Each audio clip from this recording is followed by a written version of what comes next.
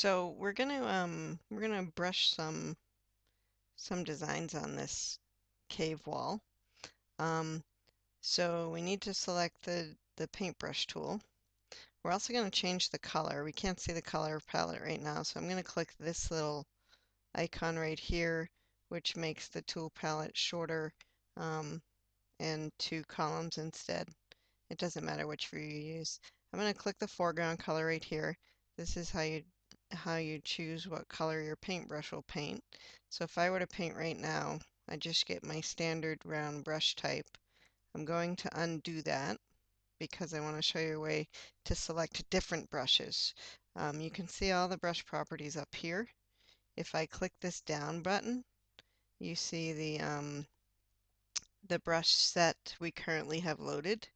There are several brush sets. You can get to more brush sets by clicking right here, and they show all the categories available. We're going to go to special effect brushes, so I'm going to click that.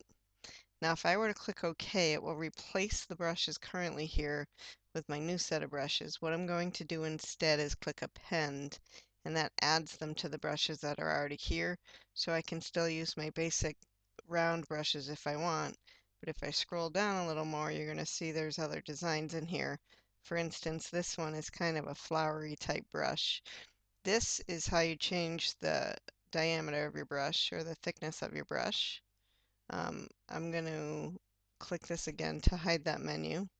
And you can see as I click around, and I'm only clicking because I only want a few at a time. If I drag, you'll see that they stick together really close, and I don't really want that effect, which is why I'm clicking instead of dragging.